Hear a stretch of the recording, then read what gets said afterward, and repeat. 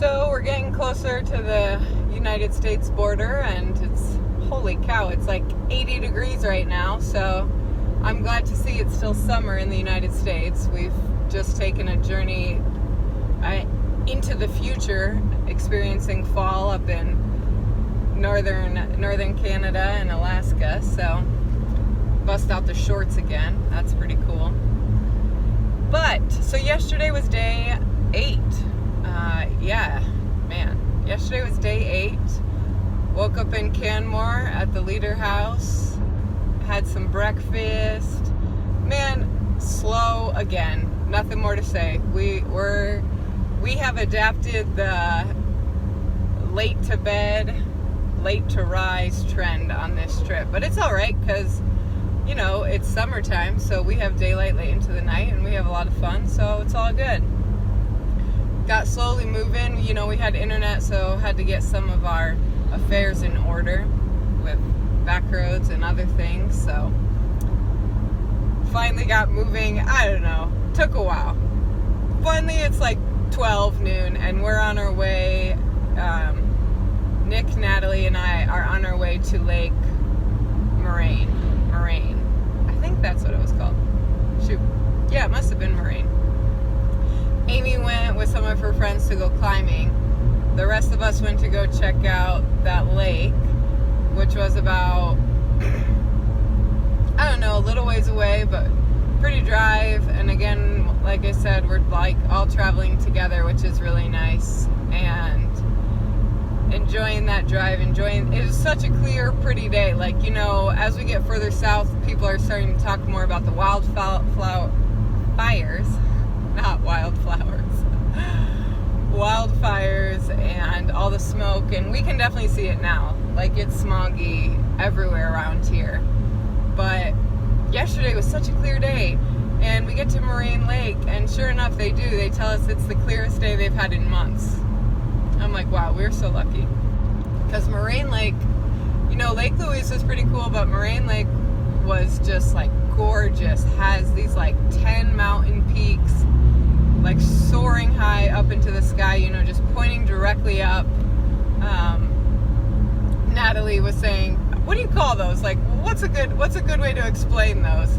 Because it really is hard. You feel like they should be like a whole different class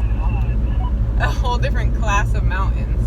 The way they like just jut into the sky, and glaciers on the top of them, and snow, and just beautiful. And you know, day 7 I was kind of ragging on national parks, right? Like, they're so busy. Well, we realized the benefit of national parks. I don't know what Narwhal is yelling about right now. Hopefully all's good. I think he's just messing around.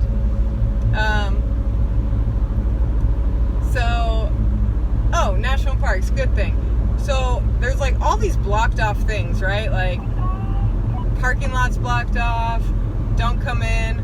Well, we come rolling up, I'm driving, and this guy just like moves away around this blockade for us.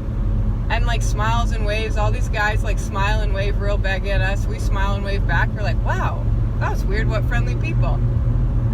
Then it occurs to us, we're in Backroads vans, of course. So we're like, Backroads has a great reputation with these places. They take their guests there, and clearly they've done a good job, because the people at this national park just treated us so well because we were in Backroads van. Even though it was a dusty, dirty Alaska Backroads van, which looks a lot different than what we're taking our guests out in. All nice and clean and crisp. So walk up to the lake, just loving it. There are these canoes for rent, and we like really want to rent a canoe because it'd be so fun to like go out on this lake with this crystal blue water.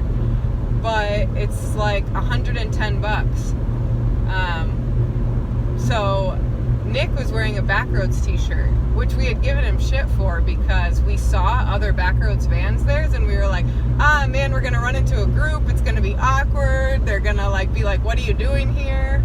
As most people ask us, because we're like Backroads leaders not leading a trip right now, just traveling through the north. Well, this guy sees us looking at the price of canoeing, and he's like, hey, are you guys backroads leaders? We're like, yeah, we are. He's like, oh, like, we love you guys. Like, if you want to go out on a canoe, you can just go. And we were like, what? He's like, yeah, for sure. Like, you guys are great. Like, you treat us well. And it was like the coolest thing ever. And we were like, thank you so much. Like, and we gave him a bar of some nice backroads chocolate. You know, you always gotta, you treat them well, they treat us well. I mean, we're all working for the same industry ultimately.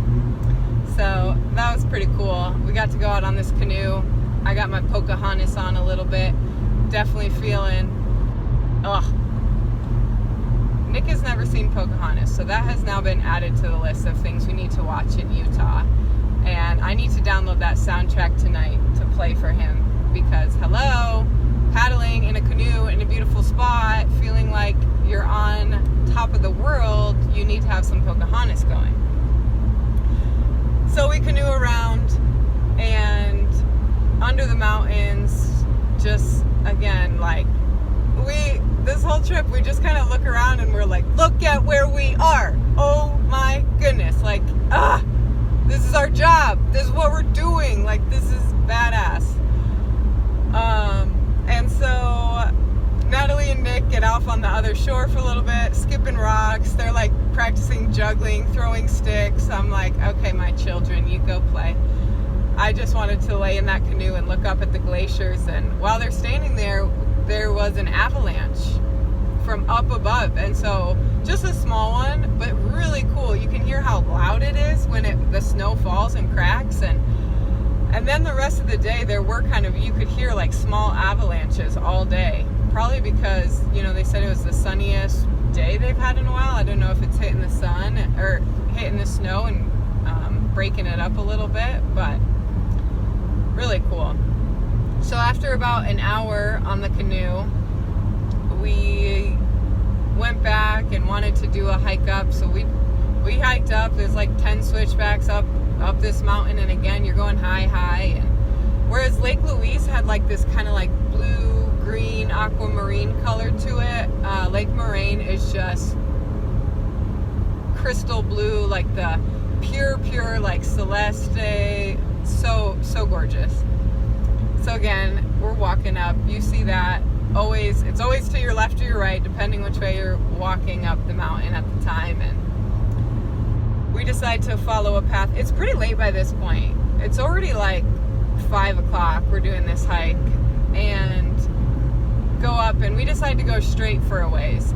And this straight path takes us out into like clearings. And now we're walking like right next to these beautiful like 10 mountain peaks that I was telling you about. And I don't know, so gorgeous. Like, everyone in Backroads always talks about, like, you know, everyone wants to go to the Dolomites. You want to go to the Dolomites in Italy. It's amazing. It's immaculate. And someone had just posted something from the Dolomites that morning. Like, I saw it on Instagram. And I'm standing there in the middle of Canada. I guess not in the middle anymore. We're in, like, southwest Canada. And I'm like, these look like the Dolomites. I mean, they're like towering, they're forceful, they're powerful, majestic, just towering up to the sky, and they're covered in snow. So I'm like, you know, yes, one day I'll go to the Dolomites and it'll be awesome, but like right now, like, nothing's getting better than this. It is so gorgeous. And we're walking on this path where we're just constantly right to our other side. There are the mountains and Moraine Lake down below. And a couple times, Nick, Natalie, and I just sat and looked, you know, like sat and enjoyed the view. We were having great conversations again. And we did even have a conversation about how cool it is. Like, the coolest part about Backroads is like the people you meet and how we're so lucky. I don't know, you know, you never know, you're going to get assigned to go do something with 3 other random people you've never met. Well, besides Amy. You never know what that's going to be like, right?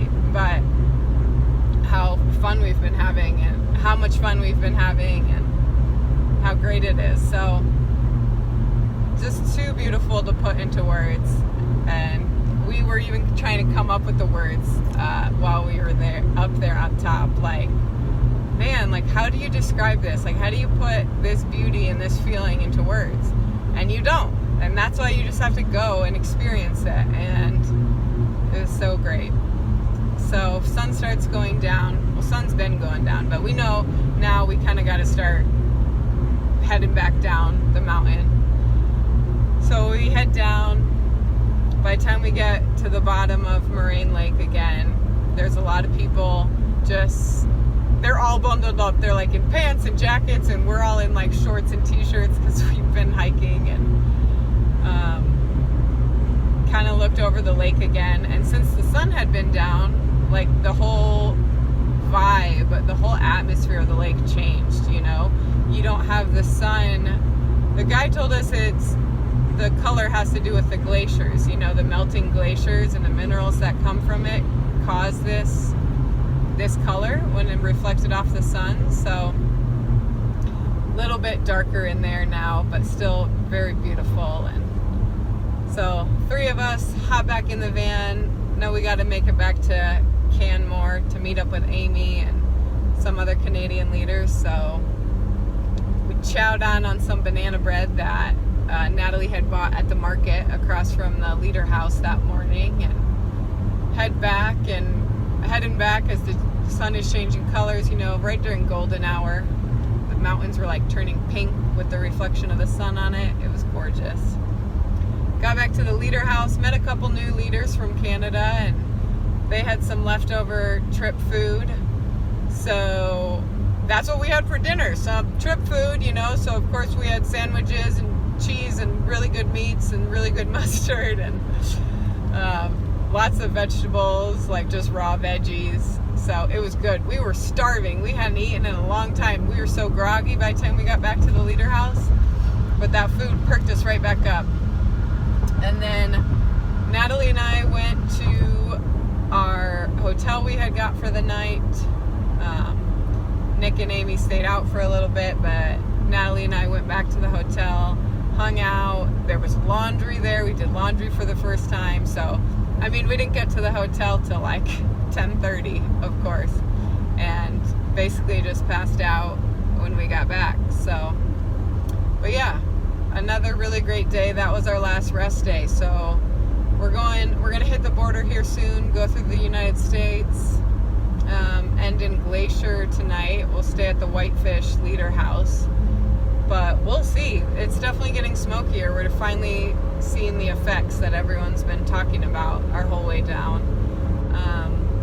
Yeah, see what it's looking like in Glacier. But great day, great week in Canada. We love us some Canadians, and it's been a great time. It kind of feels weird going back to the States. Like, feels like the moment we hit that border, it'll be like, bam, back to it, back to reality. I don't know why. It's not like we've not been in reality the whole time, but anyway. So that's it. That's it for day 7. I'm gonna go keep living. No, that was day 8.